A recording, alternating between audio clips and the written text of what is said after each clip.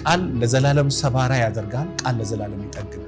ቃላት ትዳር የመበተን አይደለም፣ ሰዎች ጋራ እስከ መገዳደል ድረስ የሚያደርስ በጣም መጥፎ ነገር አለ።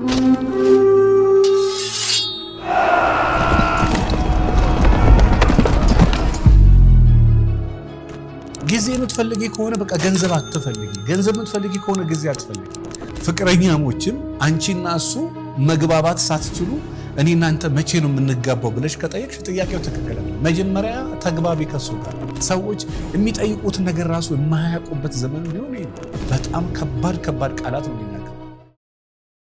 ትዳርን የሚያፈርሱ በባልና በሚስት መካከል ፈጽሞ መባል የሌለባቸው በጣም ከባድ የሆኑ ቃላቶች አሉ። ትዳር ላይ ብቻ አይደለም፣ የሥራ ቦታ ላይ፣ መንገድ ላይም የትኛውም ቦታ ባትጠቀማቸው ይመከራል። እንኳን ሴት ቀርቶ እንኳን ወንድ ቀርቶ የትኛውም ቦታ ላይ እንኳን ባልና ሚስት መካከል ቀርቶ የትም ቦታ ቢሰሙ ለግንኙነት ጠንቅ ሊሆኑ የሚችሉ ወደ ኋላ ሊመልሱ ይችላሉ እንጂ ወደፊት መመለስ ማስኬድ የማይችሉ በጣም ከባድ ወርዶች አሉ። ምናልባት በሪሌሽን ዓለምም ሊሆን ይችላል፣ በትዳር ዓለምም ሊሆን ይችላል። ብቻ ከሰው ጋራ ጤናማ ግንኙነት በሰዎቹ ጋራ መገንባት የምትፈልጉ ከሆነ ከባድ የሆኑ ቃላቶችን አትጠቀሟቸው። ብዙ ሴቶች ባሎቻቸውን እያጡ ካሉበት ነገር አንዱ የቃላት ጉዳይ ነው። ብዙ ወንዶች ሚስቶችን እያጡ ካሉበት ነገር አንዱ የቃላት ነው። ቃላት ትዳር የመበተን አይደለም፣ ሰዎች ጋራ እስከ መገዳደል ድረስ የሚያደርስ በጣም መጥፎ ነገር አለ። ምናልባት ከዚህ በፊት እኔ አንድ ነገር ዘ ፓወር ኦፍ ወርድን ሰርች አድርጋችሁ አንብቡ። ቃላት ፓወር አላቸው፣ ሰውን ለመግደልም ሰውን ለማዳን። በቃለ እግዚአብሔር ምድር ጸናች ወይ ደግሞ ምድር ተፈጠረች። በእግዚአብሔር ቃል ሰማያት ምድሮች ጸኑ አይደለ መጽሐፍ ቅዱስ የሚለው። በዛው መጠን ደግሞ ቃላቶች የሆነ ነገር በሚያጸናበት መጠን የሆነ ነገር ለዘላለም የማፍረስ አቅም ያለው ቃል። ቃላት በጣም ፓወር አላቸው፣ የሆነ ነገር ለዘላለም ለማበላሸትም ለዘላለም ለማስተካከልም። እኔ ምን ታዘብክ ብላችሁ ብትሉኝ በሪሌሽኖች መካከልም በጣም አደገኛ ግጭት ገና ባልና ሚስቶች እኮ አይደለም፣ ገና ፍቅረኛሞች ናቸው፣ ወደ ትዳር አልገቡም። ገና እዛ መካከል ላይ በጣም ቃላቶቻቸው በጣም አጥንት የሚሰብሩ።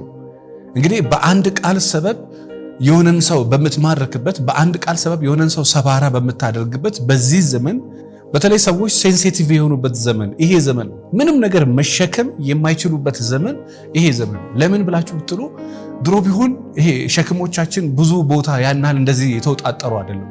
አንድ ቦታ የሆነ ጫና አለ፣ ያናል ብዙ ጫና የለም። የኑሮ ውድነቱ ምኑም ያናል አይደለም። አሁን የዚህ ዘመን ሰው የኑሮ ውድነት የማያሳስበው ወንድ የለም። ታች አለ ከምትሉት ድሃ አንስቶ የከተማው ሚሊዮነር ነው እስከምትሉት ድረስ ቢያንስ ባለበት መቆየት ቢሆን ያሳስበው። ድሃም ቢሆን መቼ ነው ማገኘው ያሳስበው። ምክንያቱም ይሄ ዘመን እንደምታየው ችግር ነው። ስራ ስትሰራ ጊዜ ሰጠኝ ነው። ጊዜ ስትሰጥ ደግሞ ብር የለም ብር አምጣ ነው። ሽሮ አልቋል፣ በርበሬ አልቋል፣ ቤት ኪራይ ደርሷል፣ የልጆች ትምህርት ቤት ትባላለ። ይሄን እንኳን ማስታረቅ አቅቷቸው በጣም ይሰቃዩ ወንዶች አሉ። እንዴት ታስታርቃለህ? ልክ ስራ ሰርተህ በሚሊዮን ገንዘብ ስታመጣ በቃ ጊዜ እየሰጠ አይደለም፣ ልጆቹ ጊዜ አልሰጠም፣ ለኔ ጊዜ አልሰጠም ነው። እሺ በቃ ይቅር ብለህ ደግሞ እዚህ ቤት ልክ ስትመጣ ደግሞ ገንዘብ አልቋል፣ ትምህርት ቤት ልጆች አልቋል፣ እንትን አልቋል። እኔ በጣም ግራ የገባው ዘመን ቢኖር ሰዎች የሚጠይቁት ነገር ራሱ የማያውቁበት ዘመን ቢሆን ይሄ ነው። ጊዜ የምትፈልጊ ከሆነ በቃ ገንዘብ አትፈልጊ። ገንዘብ የምትፈልጊ ከሆነ ጊዜ አትፈልጊ። አንተም ልክ ገንዘብ ሰው ጭልጥ ብለህ ገንዘቡ ጋር አትጥፋ። አንቺም ሁለቱን ነገር እኩል መለመን አትችይ። ወይ ገንዘብ ስትፈልጊ ትንሽ ጊዜ እጥረት ሊኖር ይችላል። ጊዜ ስትፈልጊ ገንዘብ ትንሽ እጥረት ሊኖር ይችላል። አንዱን ስትፈልግ አንዱ ጋር እጥረት ሊኖር ይችላል። በዚህ በኩል ሀብታምም ተፈልጎ የሆነ ነገርም ደግሞ በዚህ በኩል ተፈልጎ፣ በዚህ በኩል የሆነ ነገር ተፈልጎ፣ በዚህ በኩል ባለቤቴ የግል ስራ ጀምሯል። የግል ስራ ከጀመረ በኋላ ጭራሽ ጊዜ አልሰጣለኝ። የግል ስራ እኮ ኦቨር ጫና አለው እኮ፣ በጣም ኦቨር ጫና ያለው እኮ የግል ስራ ነው። የመንግስት ስራ እኮ በቃ ትሰራለህ፣ መስራት ያለብህን ሰርተህ ኃላፊነት የለም ማለት አይደለም። ኃላፊነት ስልጣን ላይ ያሉ ሰዎች በጣም ኦቨርሎድ እና ኦቨር ጫና አለባቸው። ምክንያቱም ሀገር መምራት ቀላል ስላልሆነ።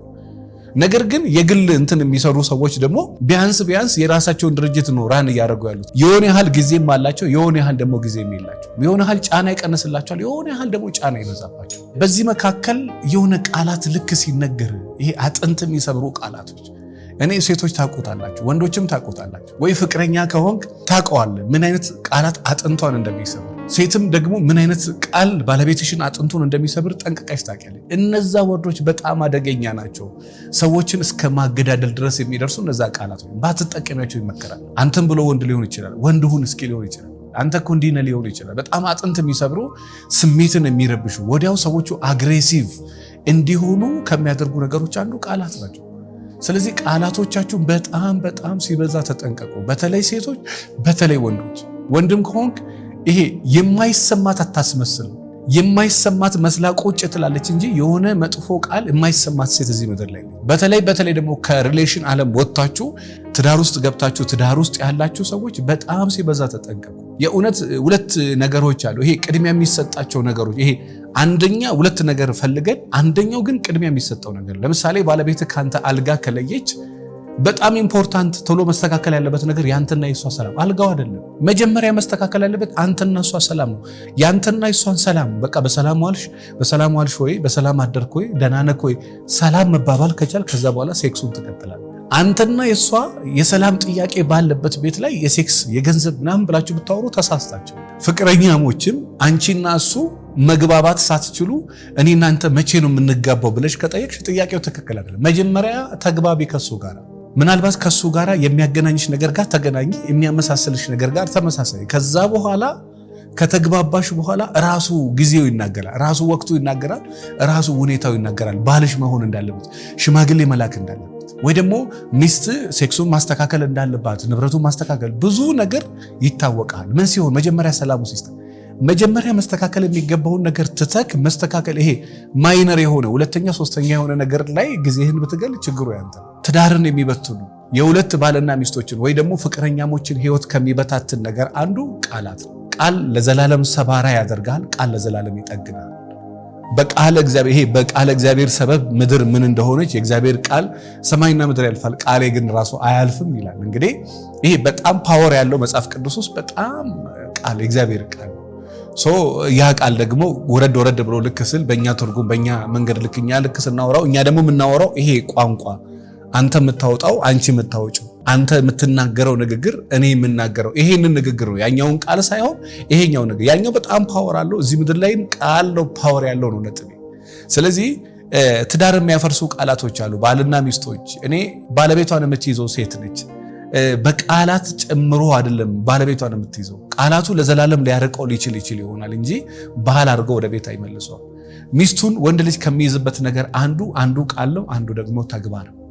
ከሁለቱ አንዱ ቃላት ጋር በጣም መጥፎ ስብዕና መጥፎ ልማድ ካለ መቼም ቢሆን ሚስት አይኖርህም። መቼም ቢሆን የተረጋጋ ትዳር የተረጋጋ ቤት አይኖርህም። ስለዚህ በባልና በሚስቶች መካከል ትዳርን እስከ መጨረሻው ድረስ የሚያፈርሰው ምንድነው ካላችሁ ቃላቶች ናቸው። ቃላቶችን ተጠነቀቃችሁ ማለት ለትዳራችሁ በጣም ብዙ ነገር ማድረግ ትችላላችሁ። ቤት ውስጥ ያላችሁ ሚስቶችም በተለይ በዚህ ዘመን ሁሉ ነገር ክብር የሌለው ዘመን ነው። በቃ ወንድ ልጅ ክብር የሌለበት ዘመን፣ ሴት ልጅ ክብር የሌለበት እንኳን ሌላ ቀርቶ እኔ እንኳን አንዳንድ ሚዲያ ላይ የሚያማክሩ ወይ ደግሞ ስለ ሴት ስለ ወንድ የሚያወሩ ሰዎች አውቃለሁ። እኔ አይ ዶንት ኖ ለምን እንደዛ እንደሆነ ባላቅም በጣም ከባድ ቃላት ነው የሚናገሩት። በቃ ወንድን እንደዚህ አድርጊው የራሱ ጉዳይ። በነገራችን ላይ አይባልም፣ በጣም ሲበዛ ነውር ነው።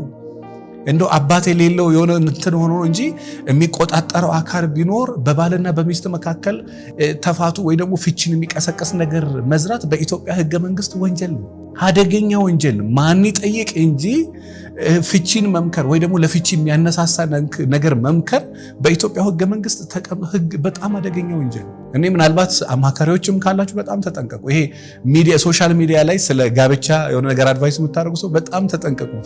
ፍቺን መምከር አይደለም፣ ፍቺን የሚያበረታታ ነገር መናገር በኢትዮጵያ ሕገ መንግስት ወንጀል ነው። በዛው በተናገርከው ቃል ትያዛለህ፣ በተናገርሽው ቃል ትያዣለሽ። እና ይሄ እንትን የሚቀሰቅሱ ሴቶች አሉ። ይሄ በቃ ሴት ልጅ ለቤቷ ትዕግስት እንዳይኖራት በቃ እሷ ብቻ ተበዳይ፣ እሷ ብቻ አልቃሽ፣ እሷ ብቻ ዋጋ እየከፈለች ያለች ወይ ደግሞ ወንዱ እሱ ብቻ ዋጋ እየከፈለ እሱ ብቻ እያለቀሰ እሱ ብቻ እየተጎዳ እንዳለ አስመስለው ሚዲያ ላይ የሚያወሩ ሰው ይሄ የሆነ ኔጌቲቭ ነገር የሚቀሰቅስ ስሜቱን የሚቀሰቅስ እኔ ግን እንደሞያ ልንገራችሁ ብዙ ሺህ ሰውም እንዳየና እንዳማከረ ሰው የእውነት ሴት ብቻ አይደለችም ተበዳይ። በትዳር ውስጥ ምናልባት በይበልጥ ሴቶች ሊበደሉ ይችላሉ። በሴቷ መጠን ወንዱም ነው ተበድሎ የሚኖር እንዳትሸው። በቃ ሪያሊቲው ይሄ ነው። ወንድ ብቻ አይደለም የሚማግጠው፣ ሴትም ትማግጣለች። ወንድ ብቻ አይደለም በትዳር ላይ የሚያስቸግረው፣ ሴትም ታስቸግራለች። በሰላም እንዳይኖር ጭምር የምታደርገው ሴት አለች። ከዚህ በፊት ነግሬያቸዋለሁ። ልጆቹን ለማሳደግ ሲል አንገቱን ደፍቶ የሚኖር ባል አውቃለሁ። ልጆቹን ለማሳደግ በቃ ጸጥ ብሎ እየማገጠች እንደሆነ እያወቀ ዝም ብሎ የሚኖር ባል አውቃለሁ። እየማገጠች እንደሆነ እያወቀ ጸጥ ብሎ በዛው መጠን ደግሞ በሴትም በኩል እየማገጠ ዝም ብላ የምትኖር ሴት አለች። ስለዚህ ይሄን ነገር አስተካክሉ። እመኑኝ ትዳራችሁን ሰላም፣ ቤታችሁን ሰላም ታደርጉበታላችሁና በጣም ብዙ ቤት ፈርሶ አይቼበታለሁ። ይሄን ነገር አስቡበት ለማለት ወዳለሁ። አመሰግናለሁ በጣም ስለ ትዳሬ መማከር አሊያም ሰላም አሊያም ትዳሬን ሰላም ማድረግ ፈልጋለሁ ብትሉ ካላችሁ ወደ መልሕቅ ጎራ በሉ። ለበለጠ መረጃ 09774050 ላይ ደውሉ። አመሰግናለሁ በጣም